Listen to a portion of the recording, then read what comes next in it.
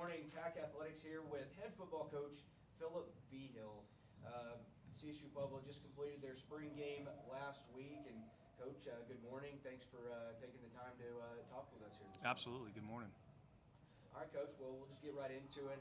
Coach, coming off a season, which you guys won 10 games. You were undefeated right here in Rocky Mountain Athletic Conference play. You took home the title for the conference, and you also were able to host a second-round NCAA playoff game. What were some of the goals you really wanted to see this spring and see some from some of the fellas?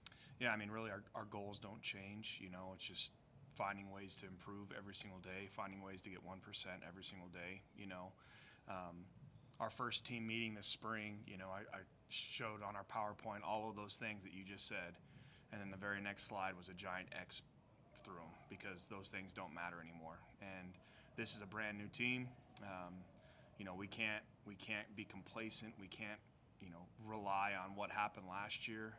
And really, you know, we're going to get what we earn. And so we had a great spring. I thought some guys really stepped up and made some plays and solidified some positions. And there's other positions that are still battling going into fall.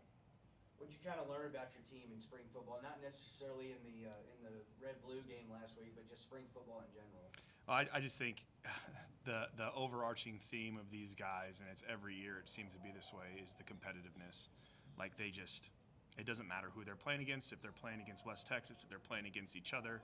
If we split up the teams and go in the red-blue game, like they want to win. And it's been awesome to watch them compete. And so as a coach, you've tried to find ways to make everything competitive, make drills competitive, make practices competitive, because it's when we are able to do that, we feel like we get their best.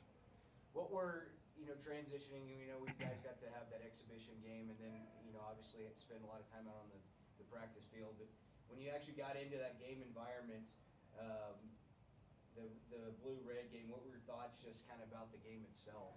Well, it's always a little scary when you draft teams like that, because you've got guys that are not normally used to playing next to each other, you know, and you've got your starting left tackle maybe next to a guy that hasn't played with yet or whatever, you know. And so there's always a little bit of hesitation there.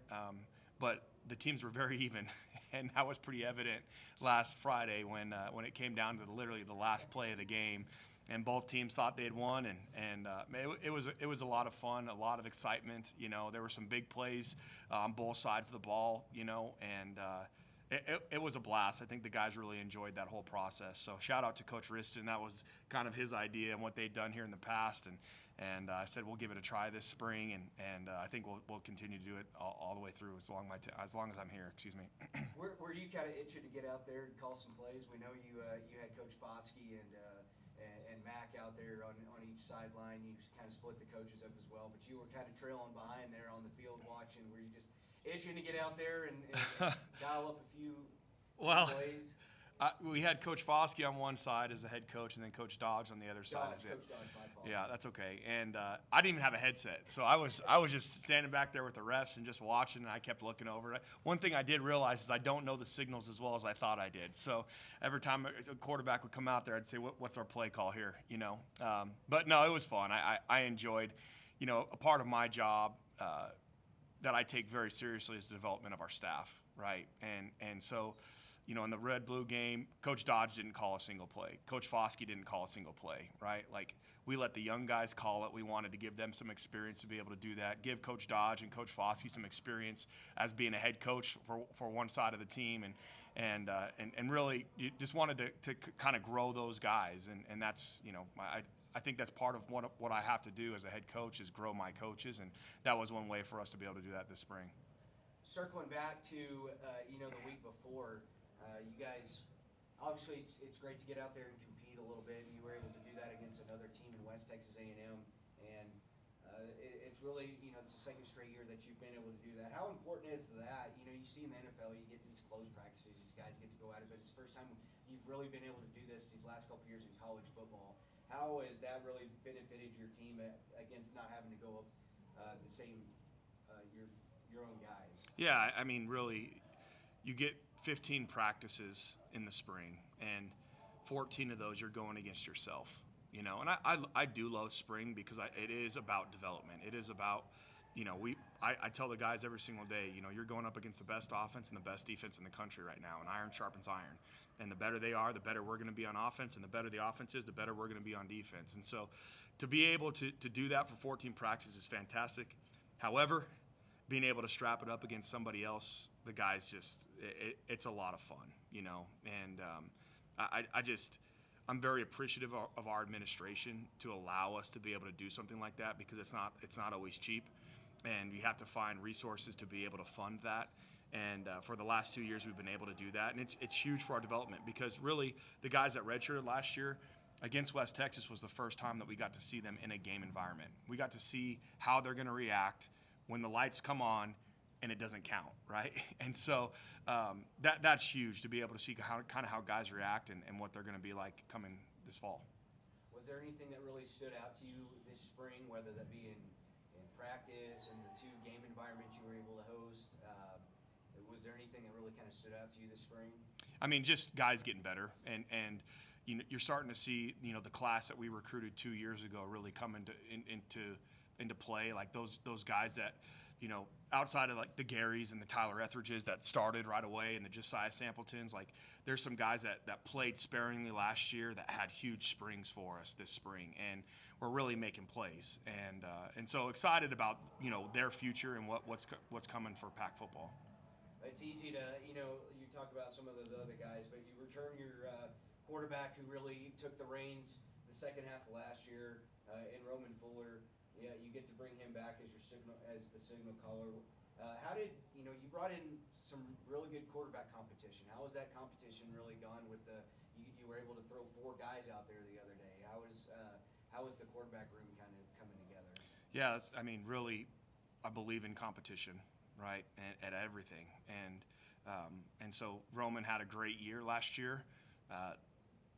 Great, let's go find some competition for him. And to his credit, he's had a great spring, and has done a really good job. We've got some guys in that room that are pushing him, and making it where he has to be on his A game, because there's guys in there that are really talented. Really, really talented. And so I'm excited to see how that continues to play out, But obviously with Roman's game experience, what he's been able to do for us the last year, he's a really good player. Circling back to some of these new hires and new coaches, you've got a new OC and Coach Dodge, Coach Foskey, he's got a few new guys on his staff on the defensive side. How have these new coaches really kind of come in here this spring and adjusted to a new environment, new coaching staff? How have these guys really adjusted? Yeah, I think I kind of took some time after this season and kind of reflected on what my main jobs are, right? Like as a head coach, like what are the the things that I have to be great at? And I came down to 2 things. One, I have to be really good at developing staff and team culture. And 2, I have to be really good at evaluating the people that we bring in here, staff and players, right? And so I take that very seriously. We lost some really good coaches who had opportunities at higher levels to go. And we lost 2 to the NFL and 2 to Division I programs. It's hard to replace those guys. But I am really excited about the guys that we were able to bring in.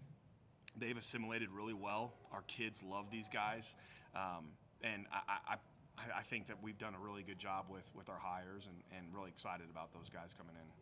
Kind of take us through the process now that you've gone through 2 spring games. You've gone through, like you said, those 14 practices.